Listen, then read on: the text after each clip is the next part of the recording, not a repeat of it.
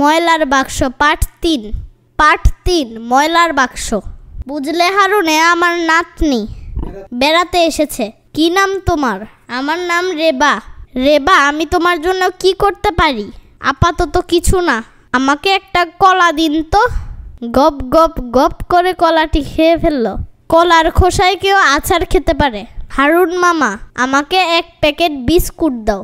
কুট কুট কুট করে বিস্কিট খেয়ে ফেললো। সবাই দেখি যেখানে সেখানে ময়লা ফেলছে। হারুন মামা, আপনি কি 2টা বাক্স দিতে পারেন? কাগজের বড় বাক্স আর একটা লেখার কলম লাগবে। একটাতে লিখলো কলার খোসা, আরেকটাতে লিখলো অন্যান্য ময়লা। এই বাক্সে কলার খোসা ফেলতে হবে আর এই বাক্সে অন্য ময়লা ফেলতে হবে। আমাকে একটা কলা দাও। হারুন চাচা, খোসা ওই বক্সে ফেলো। খুকি, ওইটা ময়লা ফেলার বাক্স। ময়লা ফেলার বাক্স? একটা বুদ্ধি পেয়েছি। খানিক পর খাও। একটি ছাগল নিয়ে এসে বলল, খাও। দারুণ কাজ হয়েছে। আমার দোকানের সামনে আর নোংরা হবে না। মিল করি এবং বাক্য লিখি, যেখানে সেখানে থুথু ফেলবো না। রাস্তার এক পাশ দিয়ে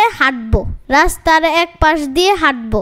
বেঞ্চে বা টেবিলে লিখবো না। পেন্সিল কাটার ময়লা ঝুড়িতে ফেলবো।